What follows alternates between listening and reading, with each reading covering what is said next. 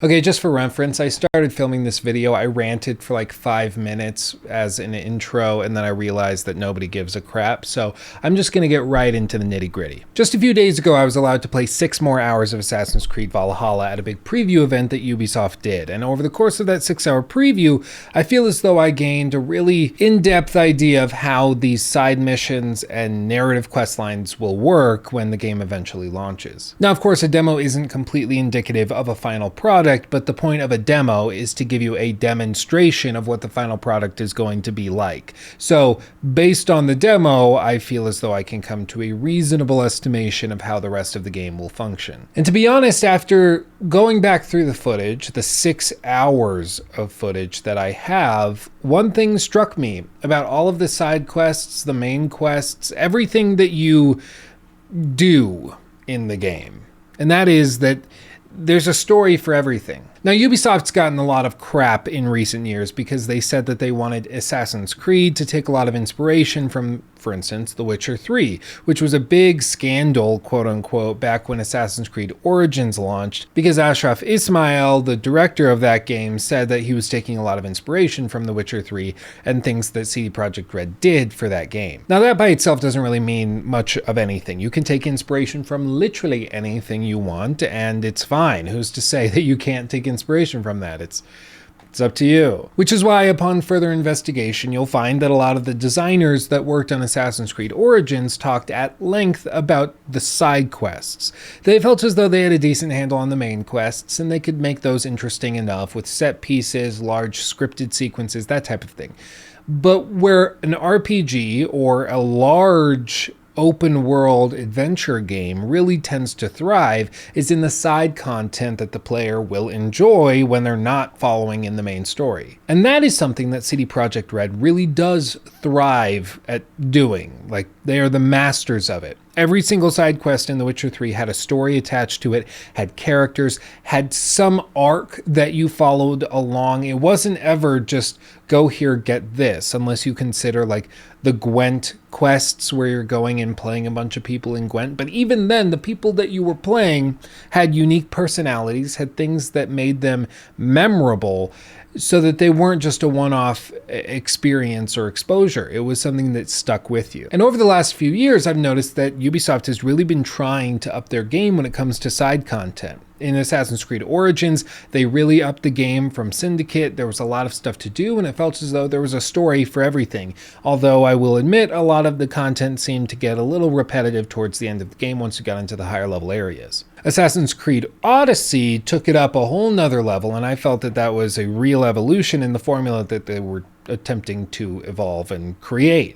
Now, granted, it wasn't a very Assassin's Creed formula, but nonetheless, it was one that was being refined quite actively, and I think quite impressively. But then we come to Assassin's Creed Valhalla, a game which is trying to find some sort of sense of self, an identity that gives it some sort of credence. And I think it's a tough spot to be in, because, you know, the community is split. Half of them seem to want classic Assassin's Creed. The other half wants this new version that's an open world RPG, exploration-based narrative title. Like, it's a tough place to be because it's hard to please both sides. And while Ubisoft is, in fact, taking steps to make sure that players that enjoy the classic games will feel at home with Valhalla, with things like guaranteed assassinations, that type of thing, they also are trying to cater to the other side. In other words, they're trying to make both people happy. Now, I'm not sure if they're going to be able to do this, but they're trying. I mean, in the past, from what I've seen, it doesn't usually end well when you try to make two large groups of people happy who want and expect very different things. But I'm willing to be surprised, and I hope that they knock it out of the park. Now, based on the preview that I played, I don't feel comfortable saying that they will satisfy the group that wants the more classic style of gameplay, that wants the more stealth-focused missions and quests. From everything I've played, it's very combat heavy, very melee combat heavy. It's not very stealth focused. Now, that could change. Maybe the 6-hour sliver that I played was just in an area where you're brute forcing like a Viking. You know, maybe the story takes place where you start as just a regular Viking, and then as you go through the story, you eventually get introduced to the Creed, and then you get the Hidden Blade, and then you go on and on and on and slowly become more stealthy as the game goes on. I don't know, maybe that's how it works, and that's why I didn't see a lot of stealth sections and sequences. That being said, I am very impressed with what they've done to please and placate the other side, the people that want the open world exploration based RPG side of gaming and of that genre. I think those people are going to be very, very pleasantly surprised. And I want to share with you one quest that made me laugh out loud. And I want you to see it. Now, real quick before we get into it, you'll notice some hitching and frame drops in the footage that I'm about to show you. It's not actually from the game. As far as I can tell, it's just a result of the capture method that we were using for the demo. It's just an unfortunate thing that happened while we were filming, but it's not indicative of how the game runs, as far as I'm aware. So towards the end of the demo, I was basically riding across an open field, and as I went over a hill, I saw a young Anglo-Saxon child crying towards a tree for the leaf not to fall.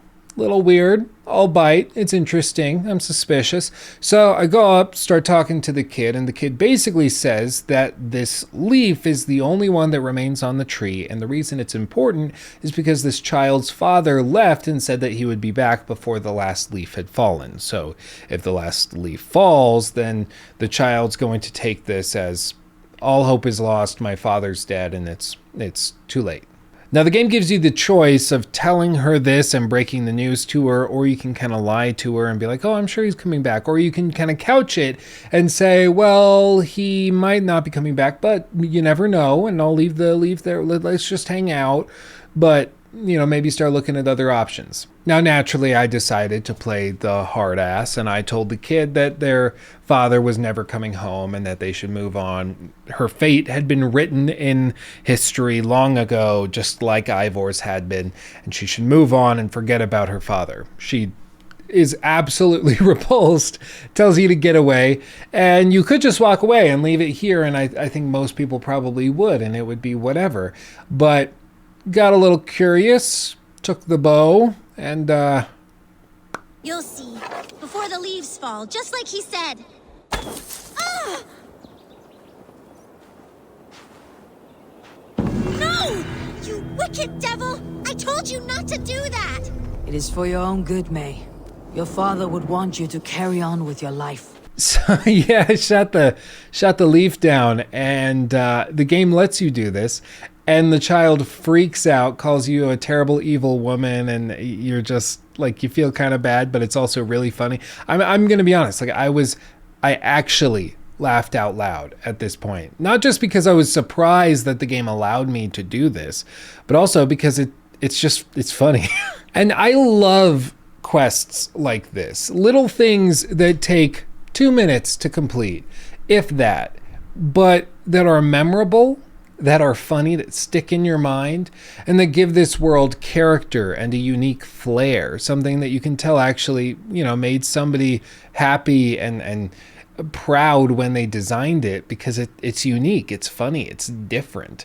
And for all I know, maybe there is a point in the game as you go through the rest of this map, maybe you can find her father, find a note, maybe he got killed while walking and traveling wherever he was going, or maybe he shows up if you come back to this area in another hour of gameplay. I don't know, because after all, it was a demo, but that's what these types of quests start to open up in your mind. You start to think if those things are possible, and even if they're not, they get your brain thinking in that way, which is a reflection of your mental approach towards the game world, which is basically that it feels alive and real, genuine, like there are people living in there and anything could happen. And that's what you want in an open world game, the player to start to think of it as a world, not just a map. So while yes, the game isn't totally revolutionary over and against what they did with Origins over Syndicate, the game still is very impressive, and we'll only find out more as we get closer to launch and when we eventually get our hands on it.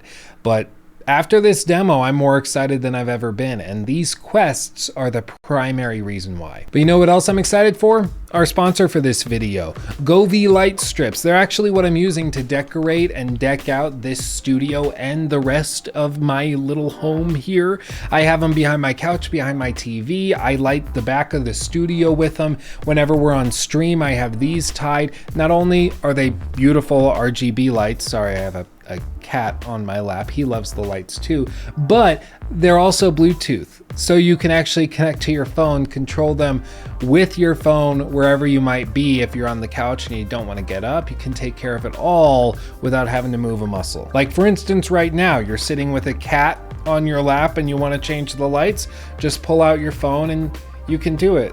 Hey buddy, I'm trying to film. As you guys know, I don't endorse or promote products unless I use them actively every single day. And this is one such instance where I actually do. They're in the studio back here. And furthermore, Govee was so unbelievably generous that they offered to give away 2 of these 15-foot strips to somebody just like you, possibly you, if you're watching this right now. All you have to do to enter to win a set of these lights is follow Govee Official on Instagram and also me, Luke Stevens TV, over on Instagram as well. You follow both of us, you're entered to win, you're good to go, and we'll be announcing the winners in just a few days after we release the video. Don't worry, it'll be publicized. You'll see it on the YouTube community tab and on Instagram itself, so you'll know if you win. So again, big thanks to Govee. Go check them out. They're very affordable for what they do. Their quality is off the charts. I can't recommend them enough, truly. So in essence, I'm very excited about Assassin's Creed Valhalla. I think Ubisoft is coming out with some really good titles this fall and winter, and I can't wait to get my hands on them. But that's all from me. Make sure to like the video if you liked it, dislike if you disliked it. That's the only way I know, so make sure to vote with that. And subscribe if you haven't already to get notified of new videos like this one when they come out. Furthermore, we're doing a giveaway for Cyberpunk 2077 over on the Discord. Just head to the link in the description box below. Make sure to head over there. Once you're joined to the Discord, you're entered, and when we do the drawing, we'll announce it there. We're going to be giving away 2 copies. Again, all you have to do is be a member of the Discord. It doesn't cost you anything, might as well join. And lastly, we've got some big announcements and big things that are going to be happening on the channel in the coming weeks and months. So make sure to follow me on all of my social media if you can, over on Twitter, Luke Stevens TV, Instagram, Luke Stevens TV. Make sure to follow me over there so you get notified, because there's going to be some, not to brag, but some pretty cool stuff's coming.